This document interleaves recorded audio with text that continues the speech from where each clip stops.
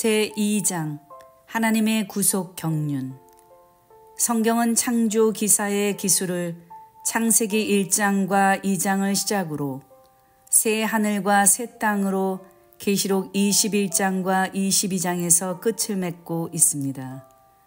성경은 단순히 이스라엘 민족사가 아니라 창조라는 큰 역사적 사건을 출발점으로 하여 새 하늘과 새 땅의 완성에 이르기까지 하나님의 구속사라는 대주제를 가지고 기록되어 있습니다.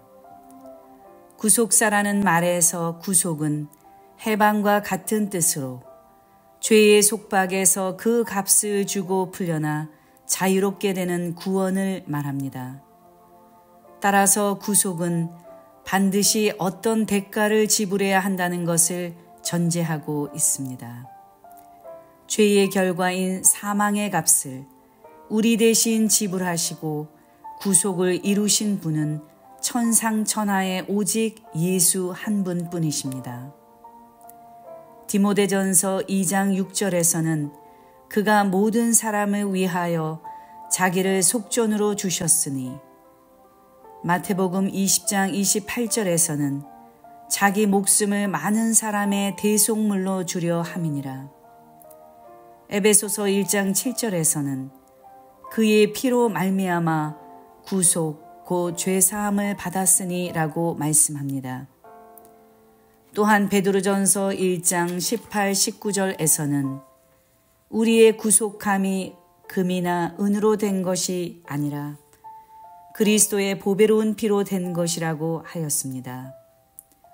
죄를 알지도 못하신 분에게 전 인류의 죄를 몽땅 전가하시고 우리에게는 하나님의 의를 선물로 주셨습니다. 죄 없는 분을 죄 있는 모양으로 이 땅에 보내시어 율법의 요구를 만족시키기 위해 주님의 생명을 값으로 지불하셨습니다. 그리하여 골로새서 1장 20절에서 22절에서는 악한 행실로 원수가 되었던 우리를 그의 육체의 죽음, 십자가의 피로 화목케 하사 거룩하고 흠없고 책망할 것이 없는 자로 그 앞에 세우고자 하셨다고 말씀하고 있습니다. 구속사란 바로 이러한 예수 그리스도의 죽음과 부활을 중심으로 죄인들을 구원하는 전 역사를 말합니다. 좀 더 폭넓은 의미에서 구속사를 정의하자면 인류의 시조 아담과 하와의 타락으로 잃어버렸던 낙원의 회복을 위해 인류와 만물을 새롭게 하시려는 하나님의 경륜이라고 할 수 있습니다. 따라서 세계사의 중심은 구속사이고 구속사의 중심은 예수 그리스도입니다. 예수 그리스도는 주전 BC와 주후 AD를 나누는 세기적 원년의 주인이요 구약의 최종 완성이고 신약의 근거이며 신구약 성경의 핵심입니다. 이 땅에서 펼쳐지는 모든 역사는 예수 그리스도를 중심으로 진행되고 예수 그리스도를 통하여 성취되며 예수 그리스도가 다시 오심으로 완성될 것입니다. 성경은 이러한 구속사의 주인공이신 예수 그리스도를 가리켜 하나님의 비밀이라고 하였습니다. 그래서 골로새서 2장 2절에서 하나님의 비밀인 그리스도라고 말씀하고 있습니다. 골로새서 1장 26절과 27절에서는 이 비밀은 만세와 만대로부터 오므로 감추었던 것인데 이제는 그의 성도들에게 나타났고 하나님이 그들로 하여금 이 비밀의 영광이 이방인 가운데 어떻게 풍성한 것을 알게 하려 하심이라. 이 비밀은 너희 안에 계신 그리스도시니 곧 영광의 소망이니라 라고 말씀하고 있습니다. 우리가 살고 있는 세상의 모든 역사는 하나님의 구원 역사 속에 기초하고 있습니다. 왜냐하면 하나님이 역사의 근원이자 그 발달과 변화의 근본이기 때문입니다. 하나님의 구속사는 세속 역사와 분리된 별개의 역사가 아닙니다. 하나님은 역사 속에 들어오셔서 역사와 함께 역사를 통하여 역사의 지평 위에서 일하고 계시기 때문입니다. 그러므로 성경을 깊이 연구하고 상고하여 볼 때 비로소 세계사의 과거와 현재와 미래의 진상을 밝게 할 수 있게 됩니다. 지금까지 우리는 하나님을 믿고 그분의 자녀가 되었지만 이토록 거대한 세상 역사의 주관자이신 하나님의 마음이 얼마나 넓고 또 그분의 계획이 얼마나 섬세한가를 제대로 깨닫지 못하고 있었습니다. 이제 우리는 하나님의 구원 계획을 처음부터 자세히 상고함으로 크신 하나님을 바라보는 눈을 가지고 그 구원 계획을 높이 찬양할 수 있기를 소원합니다. 그리고 지금 우리 자신이 하나님의 구속사의 과정에서 어느 지점쯤에 서 있는지 자신의 위치와 사명을 새롭게 발견할 수 있기를 바랍니다. 첫 번째, 하나님의 경륜으로서의 구속사. 아담이 타락한 이후 성부 하나님이 계획하시고 성자 예수님이 성취하시고 성령님이 완성하신 전 인류의 모든 역사는 하나님의 경륜 가운데 흐르고 있는 구속사입니다. 하나님의 경륜이 무엇입니까? 경륜이란 말은 통상적으로 우리 귀에 익숙한 단어가 아닙니다. 한자로는 날경, 낚싯줄 륜으로 이를 조직하여 경영함이라는 뜻입니다. 경륜이란 말의 헬라어는 오이코노미아입니다. 이 단어가 에베소서에 3번 쓰였습니다. 그 뜻은 청지기, 직분, 경륜, 심오한 뜻으로 번역됩니다. 이러한 의미를 종합해 볼 때 경륜은 청지기가 집을 관리하고 다스리듯이 온 우주의 주인이신 하나님이 인류의 구원을 위해 지상의 교회와 그리스도를 통해 천하를 다스리는 경영을 의미합니다. 그렇다면 하나님의 경륜은 하나님이 자기 백성의 구원을 위하여 우주 만물의 운행과 질서, 시간을 가장 적절히 조절하며 분배하고 배열하며 계획하고 지배하며 관리하시는 일체의 과정을 뜻합니다. 그것은 오직 죄악된 인류의 구원을 온전히 이루어가는 데 초점이 돼 있는 것이며 그 경륜을 실현시키는 일은 전적으로 그리스도와 교회와 관련되어 있습니다. 하나님의 경륜과 구속사의 관계를 정리하자면 하나님이 영원전부터 계획하신 작정을 성취시키기 위해서 전 우주와 세상의 역사 속에서 행하시는 하나님 자신의 관리와 경영이 하나님의 경륜이요 인간의 구속을 위한 하나님의 작정대로 이 땅에서 성취되고 펼쳐진 그 모든 역사가 구속사입니다. 구속사의 핵심은 메시아에 대한 예언과 그 예언의 성취에 있습니다. 하나님의 경륜은 오직 하나님의 작정과 예정 속에서 이루어집니다. 하나님의 작정이라 함은 영원전부터 창세 전에 하나님이 미리 계획하신 자신의 뜻을 말합니다. 우리의 구원은 영원 전부터 예정된 것입니다. 마태복음 25장 34절에서는 창세로부터 너희를 위하여 예비된 나라를 상속하라고 하였습니다. 이처럼 세상 창조 이전에 하나님은 우리 각자의 구원을 위한 계획을 미리 마련하신 것입니다. 하나님이 예수님을 통해 자기 백성을 구원코자 하신 것은 창세 영원전부터 작정되고 계획된 것입니다. 그래서 예수님이 이 땅에 오신 사건을 가리켜 에베소서 1장 9절에서 바울은 때가 찬 경륜이라고 하였습니다. 이것은 하나님의 구원 계획이 성육신하신 예수 그리스도를 통해 역사 속에서 마침내 성취되었음을 나타낸 말입니다. 그러므로 하나님의 모든 구속 경륜은 사도 바울이 강조했듯이 오직 그리스도 안에서만 성취되는 것입니다. 또한 사도 바울은 예수님이 이 땅에 오신 이후 이스라엘의 선민 개념을 무너뜨리시고 이방인도 구원하시려는 하나님의 작정과 계획이 실현된 것을 깨닫고 놀라워하면서 그것을 가리켜 비밀의 경륜이라고 하였습니다. 그것은 이전까지 아무에게도 알려지지 않았던 것이기 때문입니다. 하나님은 지금도 때가 찬 경륜과 비밀의 경륜이라는 구속사의 설계대로 친히 역사 속에 개입하셔서 영원전에 계획하신 자신의 뜻을 하나하나 빠짐없이 실현해 나가고 계십니다.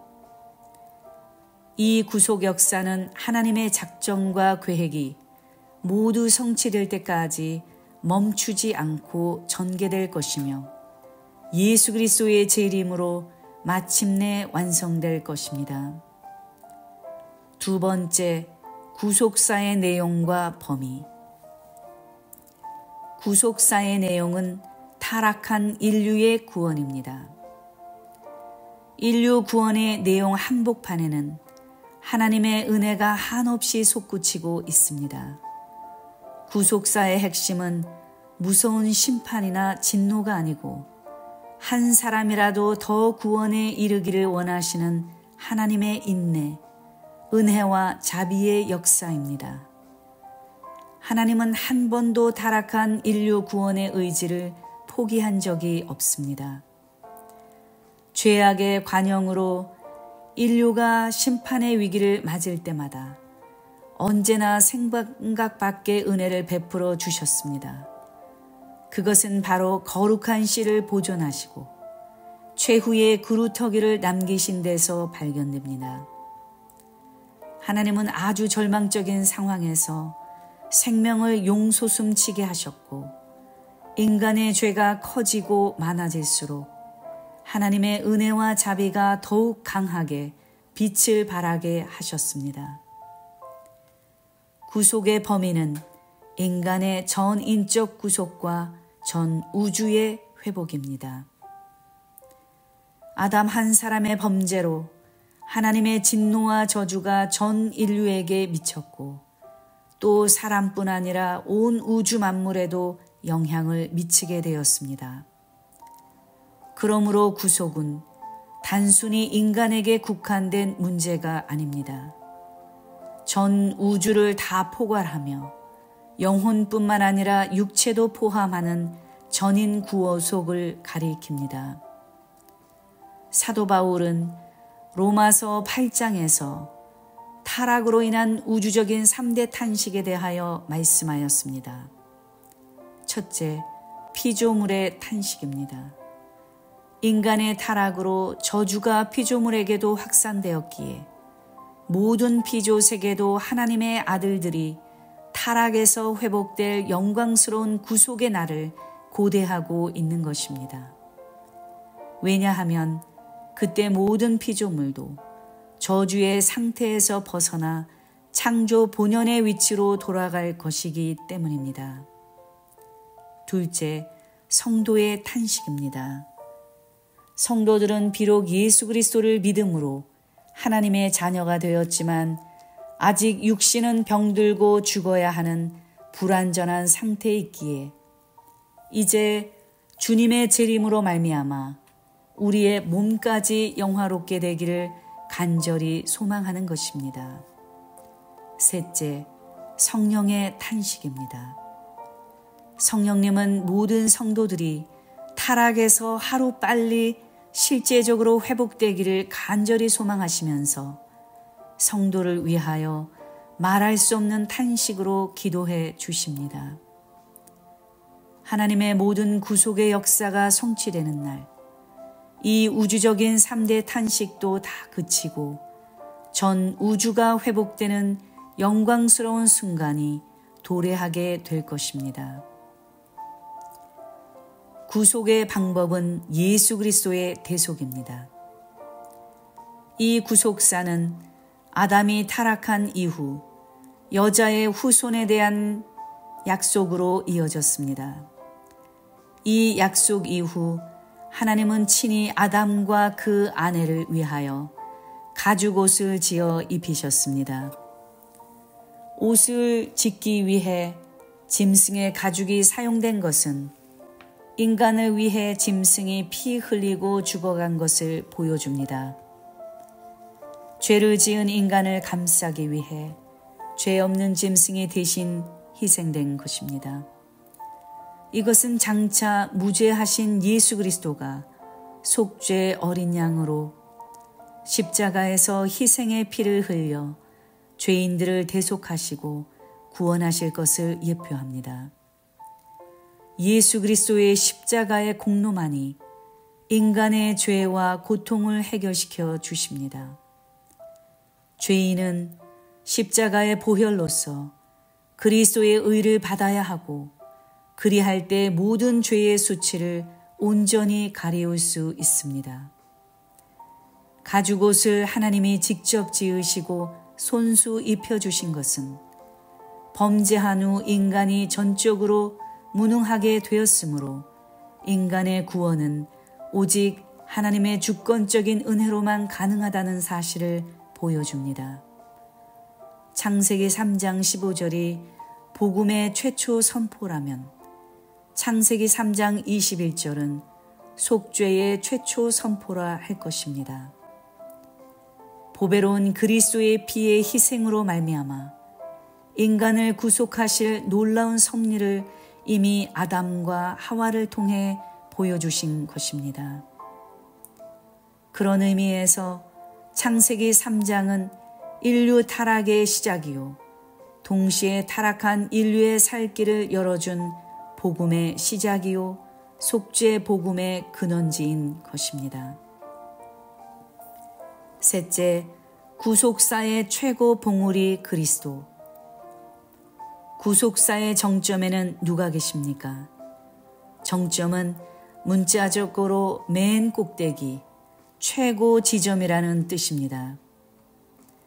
그런 의미에서 바로 성육신하신 예수 그리스도가 구속의 절정입니다. 왜냐하면 하나님의 구속 경륜은 예수님의 십자가에서 온전히 공개되고 거기서 성취되었기 때문입니다. 성경은 점진적으로 메시아를 소개하고 있습니다. 신구약은 모든 사건과 각 시대의 흐름에 따라 점진적으로 메시아를 소개하였습니다. 그렇기 때문에 성경을 보는 우리의 관심은 오직 메시아와 그분을 통해 성취하시는 구속사, 거기에 집중되어야 합니다. 즉 그리스도를 통해서 어떻게 인류를 구원하셨고 또 어떻게 그 구원의 끝을 마무리하실 것인가에 대해 집중해야 하는 것입니다. 처음 약속된 메시아의 약속은 여자의 후손으로 오신다는 것이었습니다. 이 약속은 처녀가 잉태하는 아들로 좀 더 점진적으로 계시되었으며 때가 참에 예수 그리스도가 동정녀 마리아의 몸에서 성령으로 잉태되어 나심으로 마침내 성취된 것입니다. 예수 그리스도의 십자가의 죽으심은 하나님의 구속 경륜대에 작정된 것이었습니다. 예수님의 십자가는 우연히 일어나거나 갑자기 이루어진 사건이 아니었습니다. 예수님 자신은 십자가를 앞두고 인자는 이미 작정된 대로 간다고 하셨고 내가 이를 위하여 이때에 왔나이다 라고 하셨습니다. 겟세마네 동산에서도 자신의 뜻이 아니라 오직 아버지의 뜻대로 되기를 간구하셨습니다. 이에 대하여 사도 바울은 그리스도께서 성경대로 우리 죄를 위하여 죽으셨다고 하였습니다. 과연 우리의 구속주이신 예수님은 성경대로 이 땅에 오시어 성경대로 사셨고 성경대로 십자가에 죽으셨습니다. 성경대로 3일 만에 사망 권세를 깨뜨리시고 부활하셨으며 성경대로 이 땅에 40일 동안 계시다가 승천하셨습니다. 그분의 재림 또한 성경에 기록된 말씀 그대로 마침내 성취될 것입니다. 이 모든 것이 하나님의 영원한 구속 경륜 가운데 작정된 것입니다. 예수 그리스도는 십자가로 구속을 단번에 이루셨고 그 속죄의 효력은 영원합니다. 히브리서 9장 12절에서는 오직 자기 피로 영원한 속죄를 이루사 단번에 성소에 들어가셨느니라고 말씀하고 있습니다. 예수님의 십자가는 약 2000년 전의 역사적인 한 사건으로 마친 것이 아닙니다. 그 공효는 현재까지 발생하고 있으며 그 구속의 효력은 영원합니다. 구약의 제사장은 죽음을 인하여 계속 바뀌어야만 했습니다. 속죄를 위하여 날마다 속죄 제물을 준비해야 했고 그 제물의 피를 계속 드려야 했습니다. 그러나 맹세 언약으로 세우신 우리의 대제사장 예수 그리스도는 영원한 제사장이요 동시에 영원한 제물로서 자신을 단번에 드리신 분입니다. 단번에라는 말은 헬라어로 에파팍스인데 한 번으로 영원히 라는 뜻입니다. 그러므로 예수님이 십자가 대속의 죽음으로 이루신 구원은 임시 변통이 아니라 영원한 구원을 성취하신 것입니다. 재림을 통해 구속 사역은 완성될 것입니다. 구약에서 예수 그리스도는 여러 부분과 여러 모양으로 계시되어 왔습니다. 예수 그리스도는 구약의 예언대로 말씀이 육신이 되어 이 땅에 오셨습니다. 때가 참에 육신을 입고 오신 예수님은 이 땅에 계시는 동안 십자가에 달려 돌아가시기까지 계속해서 말씀을 선포하시며 한순간도 쉬지 않고 일을 하셨습니다. 그것은 만세전에 예정된 죄인의 구원을 위한 하나님의 열심이었습니다. 예수 그리스도는 십자가에서 피 흘리심으로 인간을 향한 끝없는 사랑을 확증하시고 구속 사역을 완성하셨습니다. 그 이후로 성령님은 예수님이 이룩하신 십자가 보혈의 공로를 구원받기로 예정된 각각의 사람들에게 적용시킴으로 구원의 길로 인도하고 계십니다. 이제 초림으로 구속 사역을 이루신 하나님은 재림을 통해 그것을 완성하실 것입니다. 주님이 재림하실 때 그리스도 안에서 죽은 자들이 먼저 신령한 몸으로 부활하고 살아있는 성도들이 신령한 몸으로 변화되어 구원의 완성을 이루게 될 것입니다. 하나님의 구속사와 족보. 첫 번째, 족보의 구속사적 의미. 구속사는 하나님의 형상으로 창조되었으나 죄를 짓고 사망의 길을 걷게 된 인간의 구원과 우주 만물의 회복을 이루는 전체 역사입니다. 구속사의 가장 큰 흐름은 창조와 타락과 회복입니다. 따라서 여자의 후손으로 태어날 메시아가 누구인지, 그리고 그를 소망하는 하나님의 백성들이 메시아를 통해 얻게 될 구원의 초점이 모아져 있습니다. 이러한 구속사의 핵심적인 흐름과 주제들이 족보에 기록된 각 인물들을 통해 명백하게 제시되어 있습니다. 족보에 기록된 인물들의 이름과 그들이 향수한 연대에는 매우 간결하게 구속사가 압축되어 있습니다. 성경은 이러한 구속사의 큰 흐름을 여러 단위의 족보를 통해 말씀하고 있습니다. 대표적으로 창세기 5장에 나오는 아담의 족보는 아담에서 그의 10대 손 노아까지, 창세기 11장에 나오는 셈 자손의 족보는 셈에서 그의 10대 손 아브라함에 이르는 과정을 소개해 줌으로써 메시아가 아브라함의 후손으로 오실 것을 명확히 해주고 있습니다. 특히 창세기 5장과 11장 족보의 경우 약 4,000년에서 6,000년 전의 사람임에도 불구하고 한 인물의 출생, 그 자녀의 출산, 그리고 그가 향수한 횟수까지 빠짐없이 연속적으로 기록하고 있습니다. 그리하여 하나의 완전한 연대표를 제시하고 있습니다. 이들 족보는 실제하는 역사 속에서 하나님의 구속사가 한 세대도 빠짐없이 계속되고 있음을 명확히 전달하고 있습니다. 창세기의 족보 이후에 룻기의 족보는 유다의 아들 베렛을 출생해서 다윗 출생까지 약 840년에 해당하는 인물을 단 10명으로 압축한 짧은 족보입니다. 이것은 야곱의 12아들 가운데 넷째 아들 유다를 통해 메시아가 오실 것을 보여줍니다.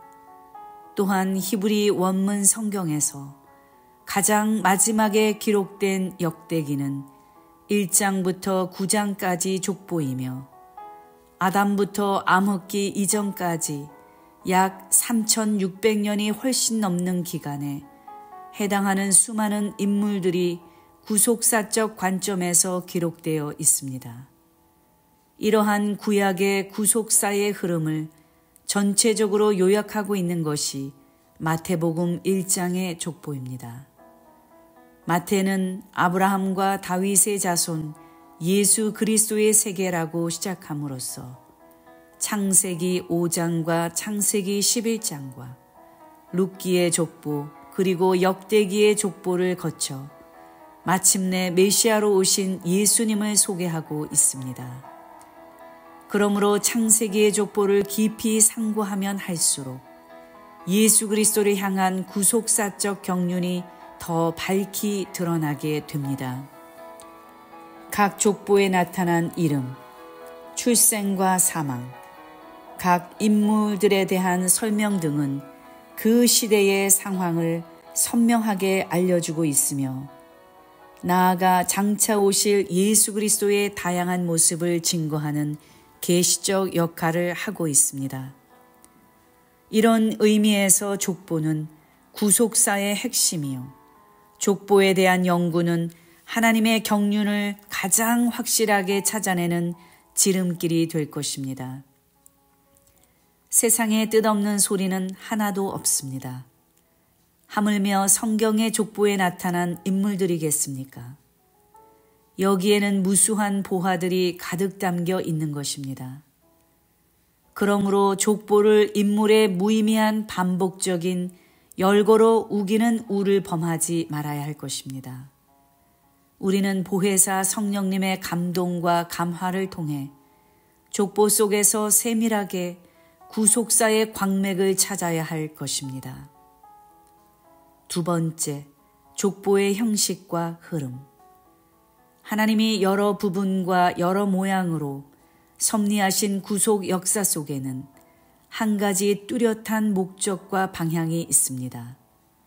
바로 택한 백성을 구속하시기 위해 여자의 후손으로 약속된 메시아를 보내시는 일입니다.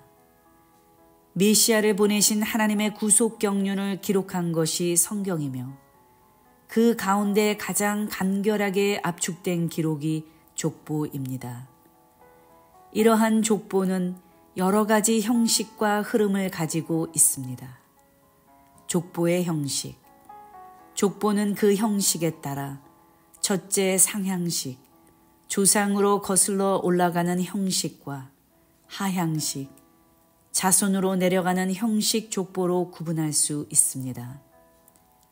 누가복음 3장에 나오는 족보는 대표적인 상향식 족보로 예수 그리스도로부터 거슬러 올라가 아담과 그리고 하나님에 이르고 있습니다. 역대상 6장 33절에서 47절은 해만에서 시작하여 레위로 올라가는 상향식 족보입니다. 하향식 족보는 족보의 마지막에 등장하는 인물의 초점이 모아져 있습니다. 예를 들어 창세기 5장 아담의 족보에서는 마지막 10대 손인 노아의 초점이 모아져 있고, 창세기 11장에 나오는 셈에서 아브라함까지의 족보 역시 10대째 인물인 아브라함에게 초점이 모아져 있습니다. 둘째, 수직적 족보와 수평적 족보로 구분할 수 있습니다. 수직적 족보는 직계 자손의 흐름을 중심으로 기록된 족보입니다. 창세기 4장의 가인 계열의 족보나 창세기 5장의 셋 계열의 족보가 대표적인 경우입니다. 수평적 족보는 한 인물의 여러 아들들의 족보를 한꺼번에 다 기록하는 족보입니다. 노아의 세 아들 중 함과 야벳에 대한 족보, 나홀의 족보, 그드라의 족보, 이스라엘의 자손, 에서의 자손 등의 기록이 여기에 해당됩니다. 족보의 두 가지 흐름. 하나님의 구속 역사가 진행되는 동안 그 구속사를 단절시키려는 사단의 집요한 공세 또한 한 세대도 쉬지 않고 지속되었습니다. 가인의 살인 사건을 시작으로 아기 예수를 살해하려는 헤롯의 음모에 이르기까지 사단의 역사는 구속사 전반을 통해 끊임없이 계속되었습니다. 창세기 4장은 구속사를 단절시키려 했던 가인 계열의 족보이며, 창세기 5장은 아담의 아들 셋을 중심으로 하나님의 구속사를 이끌어갔던 사람들의 족보라 할 수 있습니다. 이렇게 족보는 하나님의 구속사의 뜻을 성취시켜 나가는 신앙적인 자손들의 족보와 그 뜻을 대적하는 불신앙적인 자손들의 족보라는 두 가지 흐름이 있습니다. 성경의 중심적인 족보는 신앙적인 자손들의 족보입니다. 대표적으로 창세기 5장의 아담의 족보, 창세기 11장의 셈의 족보는 아담에서 아브라함까지 이어지는 신앙적인 자손들의 흐름을 보여주는 족보입니다. 나아가 룻기 4장의 보아스 족보는 유다의 아들 베레스에서 다윗 왕까지 신앙적인 자손들의 족보입니다. 마태복음 1장의 족보는 아브라함부터 예수님까지 이르는 42대 속에서 하나님의 언약을 통한 구속 역사를 일목요연하게 드러내주고 있습니다. 물론 신앙적인 자손들의 족보에 악한 인물들이 나오기는 하지만 그들에 의해 하나님의 구속사적 경륜이 결코 중단된 적이 없습니다. 다음으로 불신앙적인 자손들의 족보가 있습니다. 성경은 이 족보에 대해서도 상당 분량을 할애하고 있습니다. 가장 대표적인 것은 창세기 4장에 나오는 가인 계열의 족보입니다. 그 외에 함의 자손의 족보, 이스마엘 자손의 족보, 에서 자손의 족보 등이 여기에 해당됩니다. 신앙적인 자손들의 족보는 한 조상으로부터 마지막 후손까지 빠짐없이 수직적으로 기록되어 마침내 예수 그리스도에게서 열매 맺고 있습니다. 반면에 불신앙적인 자손들의 족보는 그렇지 않습니다. 불신앙적인 족보에 나오는 인물들은 구속 역사 내내 하나님을 대적하고 하나님의 선민을 괴롭히면서 자신들의 문화와 문명을 화려하게 건설하였으나 결국에는 멸망을 받아 역사 속에서 사라지고 말았습니다.